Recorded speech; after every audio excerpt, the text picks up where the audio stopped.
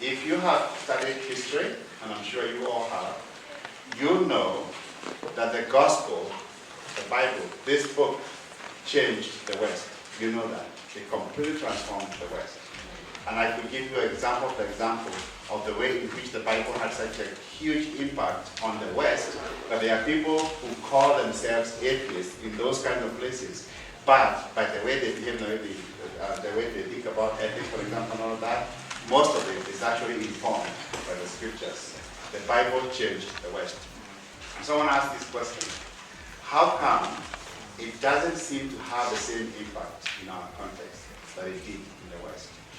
There was cannibalism, there was prostitution, and child sacrifice. All those things were happening in Europe before the gospel got there, and the gospel changed all of that.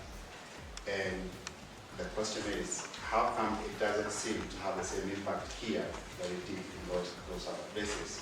Now, some of you will argue with me about that. You don't believe that it hasn't had the same type of impact. So let me tell you what I'm talking about. Let me give you a couple of examples. Many, many years ago, 2008, December 2008, Matthew Paris, who was born in South Africa and lived in several countries in Southern Africa before he went to England and became a British member of parliament and an award-winning author. He wrote an article that was circulated all over the place. Maybe some of you have read it. And he called it, as an atheist, I truly believe Africa needs God. As an atheist, I truly believe Africa needs God. And what he was arguing was this: it was the Bible that made the West what it is today. And what Africa needs is the Bible. And he was not talking about the good things missionaries do, like building schools and hospitals and all that. He was talking about the transformation that the Bible brings in your life, that actually makes you think and behave in a particular way, and it actually frees you. And he said that's what Africa needs. You can probably find that article online and read it for yourself. You see the amazing case that he makes for the scriptures, because he is very well informed about the historical role the Bible has played in the West, and he thinks that Africa needs the same thing. And so I want to ask you this question: why would he make, and he did this after traveling to several countries in Africa, why would he make that statement given the fact that there are millions and millions of people on the African continent, especially the southern part of it, the southern half of it, who claim to be followers of Christ? They are actually, and we're projected that there will be more people in Africa who will be Christians in the coming years, in just a few years, than anywhere else in the world. So why would we even be talking about this? In the same year, there was what is called the Mission Frontiers magazine. They devoted a whole issue, the March-April issue, to discussing the nature of the church in Africa and what's going on over here. And some of the things that they wrote, Ralph Winter, for example, he wrote the editorial for that, and this was he was a very important missiologist. He wrote this: we always used to think, even if things are not going too well in the USA, at least those millions of newly won believers overseas are flourishing in the faith. And then he said it wasn't actually, this is 2008, he said it wasn't actually that good. The news was actually not that good. He wrote this: Kenya, with over 400 denominations and almost as many evangelicals as in all of Europe, has exploded before our eyes into nasty and unprecedented intertribal warfare, despite being 80% Christian, just like the USA.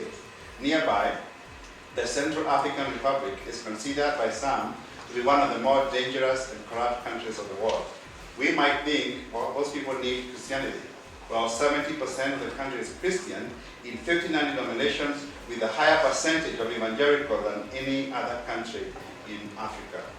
And you will know that Rwanda, just before the genocide, was considered to be one of the most Christianized nations on earth, with over 90% of the people claiming to be Christians. And yet we know what happened there, where almost 1 million people were hacked to death within a space of about 100 days. We met some brothers in Rwanda, in Uganda, from Rwanda just the other day. We were there because last week with Kevin was there. And just hearing stories of what happened during that time, they're still living through that experience. How is that possible? How is that possible, given the fact that so many of them claim to be Christians? And Ralph Winter writes this in conclusion. He refers to this as, quote, the nightmare of a thought that our vast global hard-won expansion of Christianity is falling to pieces before our very eyes. So to go back to the question, how come it's not having the same type of impact? The gospel isn't having the same type of impact that it did in the West. How come it's not transforming our lives in that way, and especially our churches? And I'm going to be arguing it's because we have, for the most part, ignored the life of the mind. We have not learned how to disciple the mind. And I like what has been said so far. It's not just ideas we're talking about them. Those are, in the end, useless. It's becoming who God meant you to be. And you cannot be able to leave your mind behind. You know, when the post-election chaos broke out, that Ralph Winter is talking about here, we were living in the US, but we happened to be here visiting my mom in Nakuru. We saw homes burning. I saw somebody running with his leg had been cut. There was a deep cut. Another one had an arrow still in the leg, running away from violence. And we watched homes burning there. We didn't have we had gone there by public means. We had taken a taxi to Nakuru, so we had no way to get out. And for the first time, we really honestly feared for our lives in our own country, where over 80% of the people are Christians. We managed to get out of there. My brother-in-law risked his life to come and pick us up. There wasn't a single vehicle, any other vehicle on the road as we drove. And we had to keep looking ahead to make sure there was nobody waiting for us as we fled from Nakuru in our own country.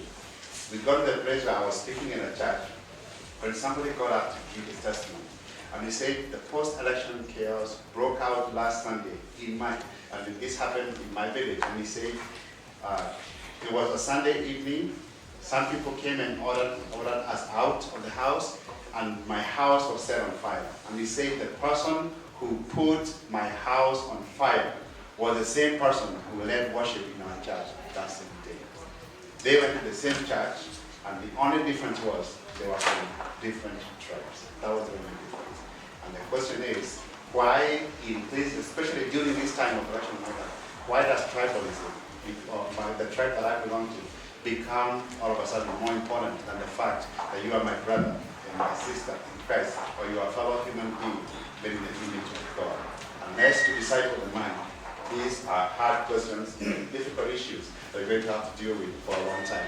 We must get to the point where we are learned how to think from a Christian perspective, with a Christian worldview, and be able to see the world the way God wants us to see it. So the question is not an idle one to ask. How come it's not having the same type of impact that we expect it to have? I could list a few things that I think are a problem, but today we're talking about apologetics, and I'm saying it's one of the reasons why we are where we are right now. The gospel must be understood at the worldview level and change who we are as human beings, so we can be able to think, to see life from a Christian perspective, if we are going to be able to see it have the impact that we want it to have.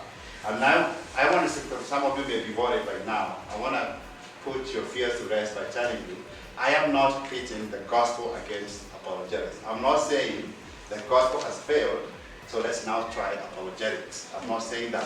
What I'm saying is this: the gospel, apologetics is actually a part of the gospel, and we have taken it out, and so we are presenting a gospel that doesn't have the ability in it to be able to transform the minds of the people the way it needs to be transformed for them to think Christianly. That's what I'm arguing about, because apologetics, if you want, for those of you who like, there are many definitions, but let me give you yet another. Okay? It's simply the branch of Christian theology that seeks to address the intellectual obstacles that keep believers and non-believers from taking the gospel seriously. That's all it is. It's a branch of Christian theology. It's part of our biblical study. So let me give you 3 reasons why we need it here in Africa and why we cannot afford to ignore it. And number 1, very simple, very clear, I hope, we are commanded to take the life of the mind seriously. We are commanded to take the life of the mind seriously. This is not extracurricular activity. This is not an elective that we take. This is part of life as a follower of Christ. The flagship verse for every apologist, of course, is 1 Peter 3 and 15, which says, "But in your heart, set apart Christ as Lord. Always be prepared to give an answer to anyone who asks you for the reason of the hope that you have, but do so with gentleness and respect." Everybody knows that. And of course, you also know the word translated answer is the Greek word apologia, from which we get the word apologetics. That's where it comes from. Be prepared to give an apologia for anybody who asks you for the reason for the hope that you have, but you have to do so with gentleness and with respect. This is Peter writing not to seminary students, not to professors in university somewhere, but to a regular congregation, and telling you need to be prepared. That doesn't mean you quit your job and we all come and follow Dr. Njoroge around so that we can become apologists. It means that we do what we can. We can all do a little bit more in learning about what our faith is and why we believe it. So that's a very clear command. We have to take our life, our minds seriously.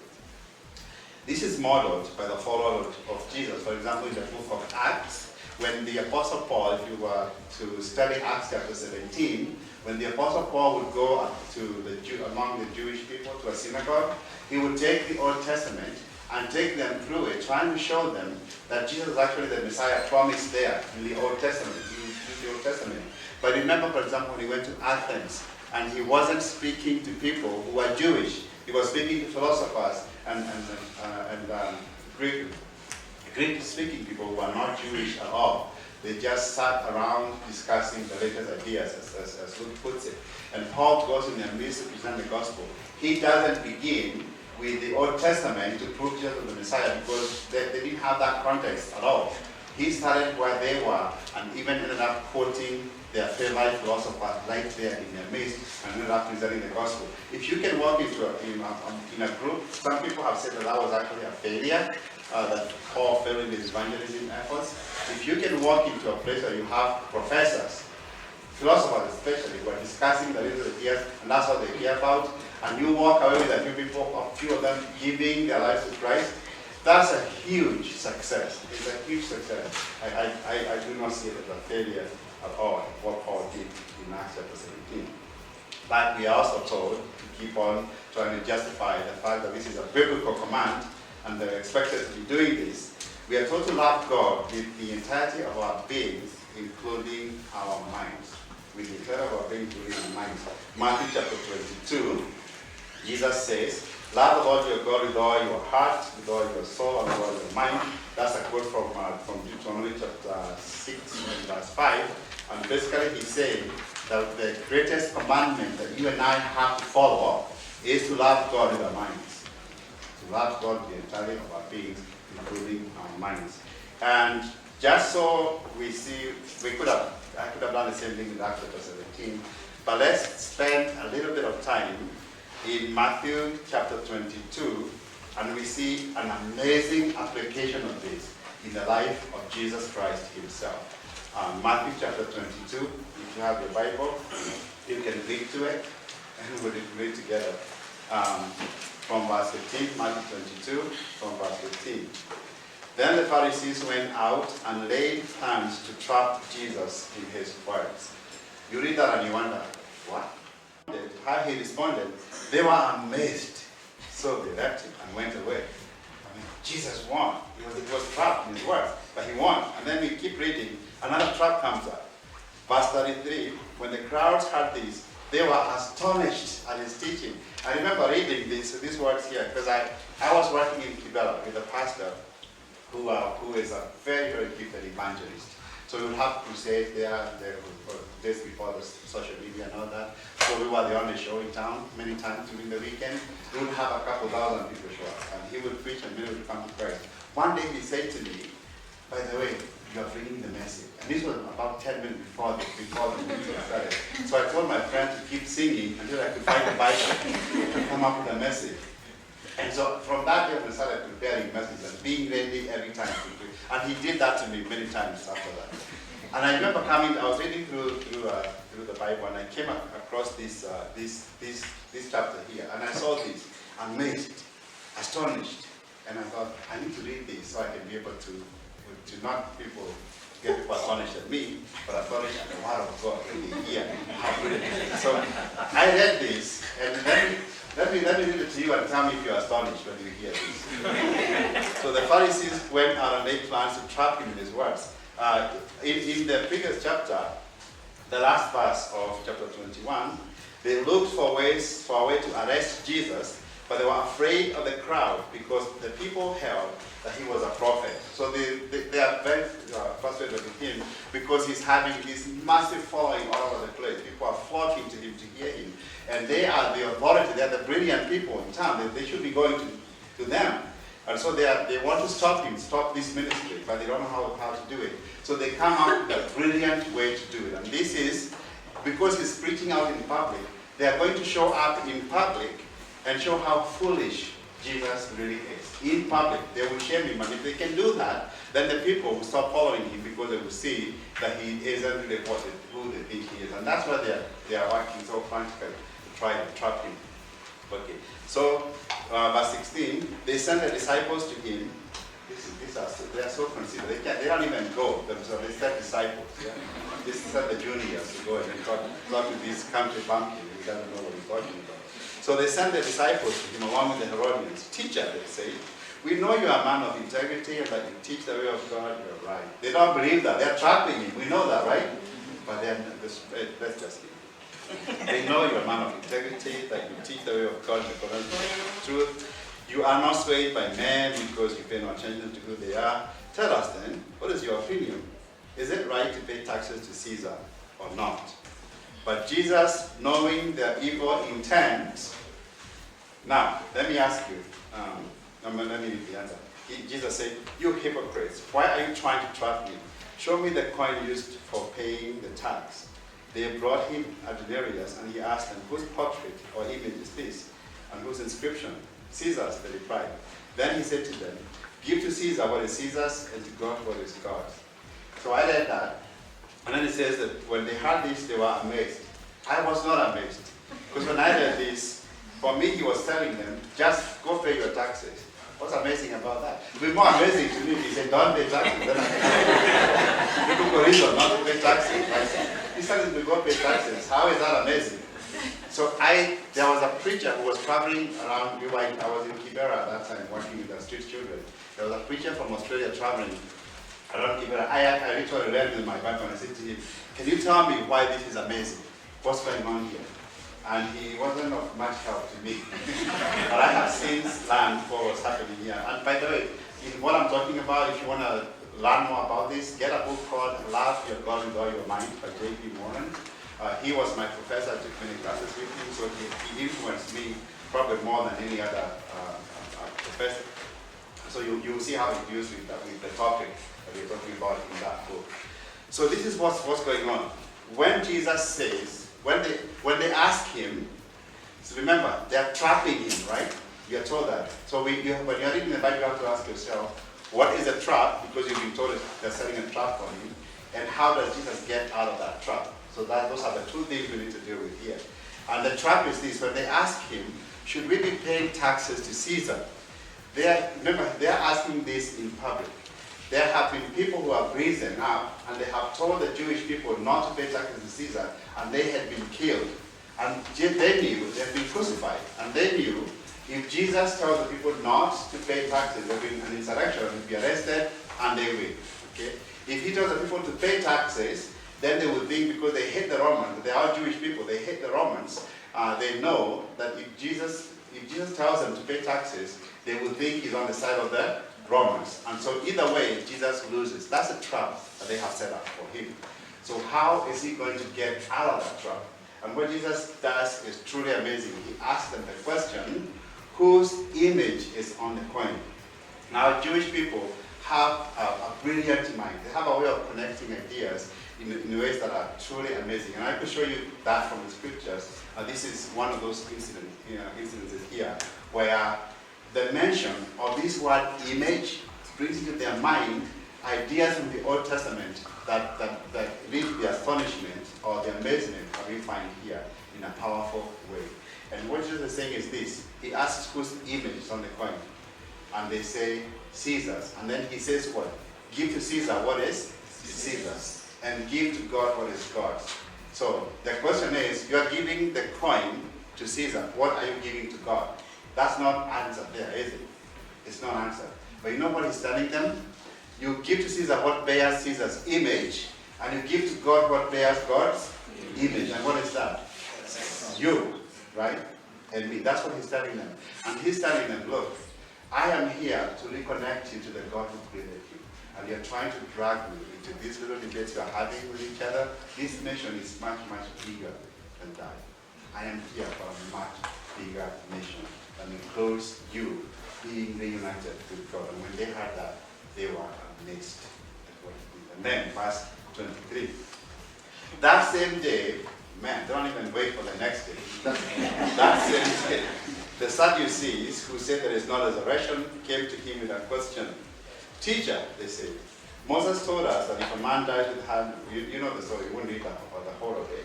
It's a story, this woman who was married to 7 brothers, and they all died. So they are asking him at the resurrection, he says, you believe this life after death, when they all rise again, whose wife is she going to be? Because she was married to all of them.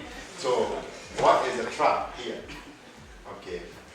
Remember our formula, the trap and how to get out of it. First of all, what we need to know is what this woman was feeding these guys, right? So many of them that, and you realize, this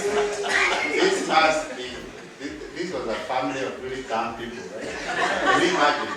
The first brother, your oldest brother, marries this woman, and he dies. That's tragic. It happens. Then the second one marries the same woman, and he dies.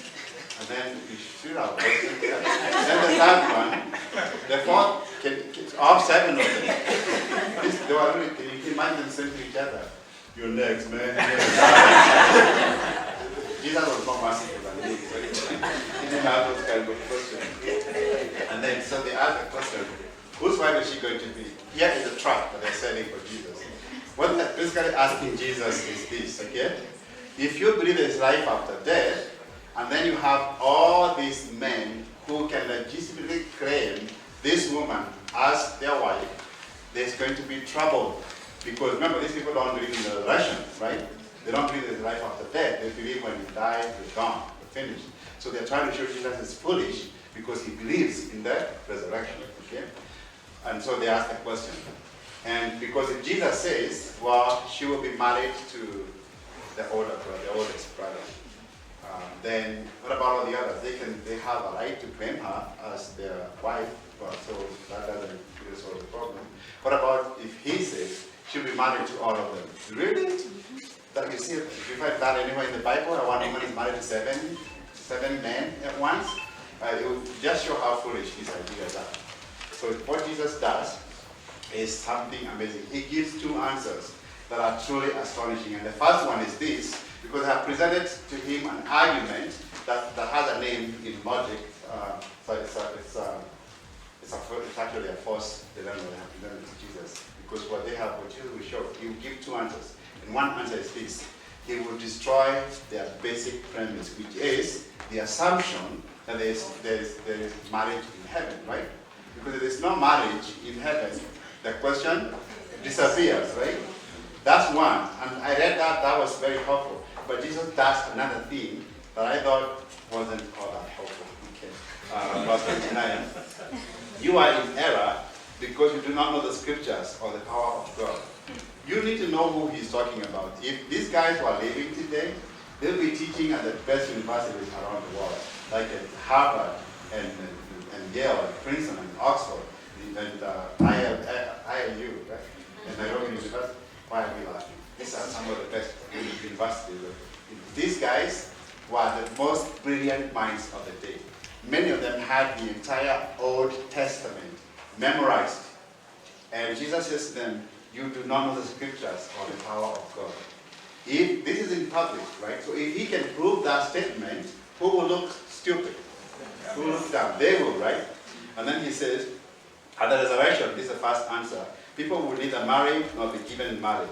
They will be like the angels in heaven. So the question disappears. But Jesus does more, verse 31. But about the resurrection of the dead, have you not read what God said to you? I am the God of Abraham, the God of Isaac, and the God of Jacob. I read that and I thought, why did he go, for example, to Daniel chapter 12? It clearly said there will be life after death. Why didn't he just quote that and show them that they are wrong?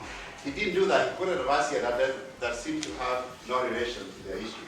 Because it's talking about God being the God of Abraham, Isaac, and Jacob. How does that show there's life after death? I read that and it was truly confusing to me. And the whole answer hinges on the verb that Jesus uses here.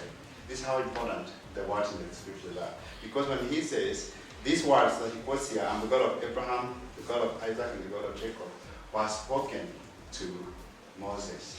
And this was many hundreds of years after those guys had been dead. And if it's not after death, okay, God would not have said to Moses, I am their God. What would he have said? I was. I used to be. But he's saying I am. The only way that can be true is if they're still living, right? These guys have been reading that verse, memorized it, and they have never really seen that. And by the way, when I'm the God of Abraham, the God of Isaac, and the God of Jacob, and then he goes on to say, he's not the God of the dead, but of the living. This is when they see what Jesus is saying here, that the Bible, and these are, again, I told you, the Sadducees. Let me tell you why it would have been a mistake, why I would have fallen my face if I had tried to quote Daniel chapter 12 to these guys, the Sadducees. The Sadducees only accepted the first 5 books of the Bible, the Pentateuch. They didn't believe the others were inspired by God at all. So they only accepted the first 5. And so Jesus goes to the books they accept, and he goes to the verse they repeat to themselves every day and shows them that that verse actually teaches there is life after death by the verb that is used in that verse. Jesus would have had a field day with some of our scholars today.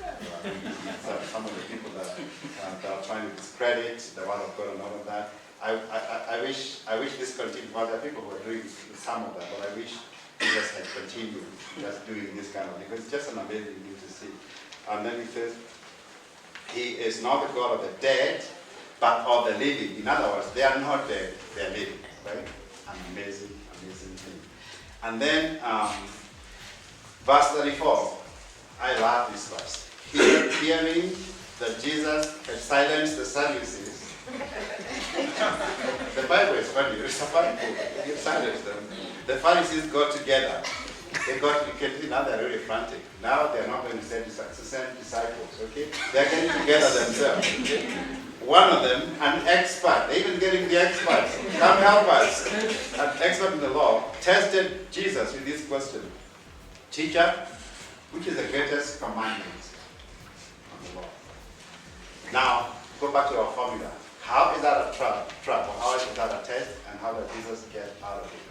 The reason it's a trap is because these guys had come through the entire Old Testament and they had come to the conclusion there are 613 laws in the entire Old Testament, and they had also concluded that all those laws are equally important because they were all given to us by God. So you must obey all of them. They were extremely legalistic.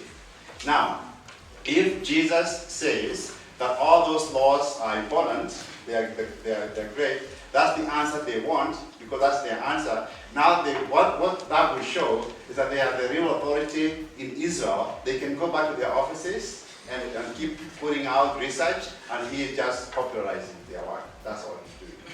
But if he picks 1 or 2, what he's saying is all the others that were given to us by God are not as important. So either way, he loses. Okay? So how does he get out of it? He puts 2 commandments together. Love God with everything, including your mind, and love your neighbor. He says all the others hang on those 2. And that's why we are told that when this expert heard that, he said, oh yeah, if you follow just those 2, you have to follow all the others. Yes. And Jesus said to him, you are not far from the kingdom of God. This is the Bible is fun. It's a lot of fun, especially in the Bible. I love this chapter and many others like it, where I see the mind being used in a brilliant way. And it doesn't end there, because if you look at verse 41, for the Pharisees were gathered together, Jesus asked them, this is now, he is going to give them a test. This is amazing. This is just watching this happening, unfolding, and now we want to know what test, how is he going to test them, and how will they get out of it? So he turns the tables on them, and then Jesus says, what do you think about the Christ? Whose son is he? And they reply, even a child on the street, if you ask them the question, whose son is the Christ, the Messiah, the son of David? That's obvious, son of David. Okay, then Jesus says, okay, good, I got you, all right? Verse 41, 43. How is it then that David, speaking by the Spirit, this is the Spirit of God speaking, not just David. Jesus says that, calls him Lord. For he says, the Lord said to my Lord, sit at my right hand until I put your enemies under your feet. If then David calls him Lord, how can he be his son? So what's Jesus' trap to them?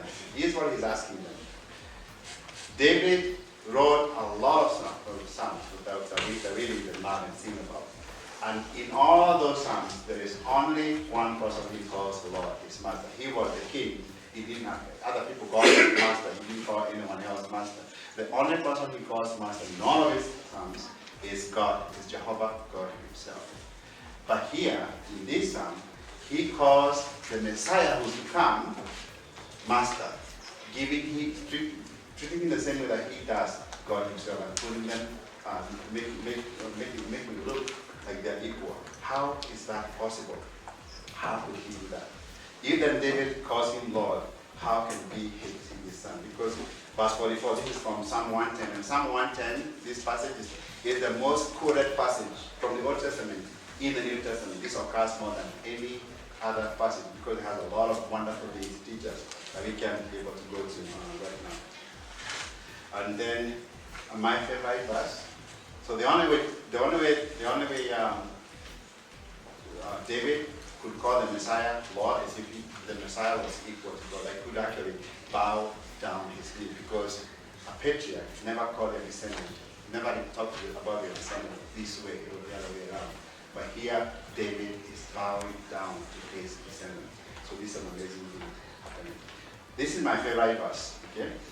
Verse 46. No one could say a word in reply, and from that day on, no one dared to ask him any more questions. We see Jesus himself engaged in apologetics. Like I said, this is an amazing chapter for those of us who love apologetics. The church has always valued the life of the mind. The church has always taken the life of the mind very, very seriously. It was a church that carried Europe through the so-called Dark Ages by preserving learning on university campuses. Because the church was running education at that time. And it was actually because of the church that we ended up getting science and technology that we love so much today, and that we think speaks against Christianity, against the Bible. It doesn't. Science actually supports the Bible in a powerful way. Because in order for you to go out and do science, you must have several ideas in your mind that will inspire you to go and do that, that will motivate you to go and do that. You must believe that the universe is rational. It's not capricious. Knowing rational laws, and they are discoverable. And that what goes on in your mind, if you work correctly, mirrors what's going on out in the world. And that's why the founders of modern science spoke like this. They said that they were thinking God's thoughts after him. You find that phrase coming up over and over again by the founders of modern science. There's this question that fascinated a scholar by the name of Alfred North Whitehead, and he wondered what happened because in the year 1500, the world knew no more about science than the Greeks did many years, hundreds of years before. So he was asking the question, what happened? Because this is 1500. By the time we get to 1700, Isaac Newton had mapped the laws of motion. So he was asking the question, what happened in that space of 200 years that led to that kind of discovery? And you know what his answer was? He said, that the Greek worldview that was based on the thinking of Aristotle was replaced by biblical thinking that began to treat the universe as there's something that made it, and that God made us in His image so we could be able to actually explore it and discover how it works. That's actually what gave the impetus to the growth of science. This is how C.S. Lewis put it. Men became scientific because they expected law in nature, and they expected law in nature because they believed in a logic. Or Johannes Kepler, who was one of the founders of modern science, he says this: the chief aim of all investigations of the external world should be to discover the rational order which has been imposed on it by God and which is revealed to us in the language of mathematics. So this is deliberate. This is not. I went to a debate between Richard Dawkins, he's the best known atheist today. Richard Dawkins and John Lennox was held in Alabama, and I went to the debate. And John Lennox raised this issue. He said we got modern science because of basic Christian thinking, and I expected Dawkins to rebuke him in the strongest terms possible. You know what Dawkins said? He said that's true. By given enough time, we could have done it without the Bible. That was his answer. So he could not deny that this is actually how science came about. So this is not just apologists saying this kind of thing. This is a historical fact. This is how science developed. There have been many civilizations, great civilizations, but they didn't have this systematic way of developing science. Not because they were not as smart as the people in Europe, it's only because they didn't have the right components or worldview that would be able to lead them there. We can talk about human rights and where they came from. And the basis of human rights around the world that the UN not to talk so much about is we were all made in the image of God. You take that out and you have no foundation for human rights at all, because we do not come into this world equal.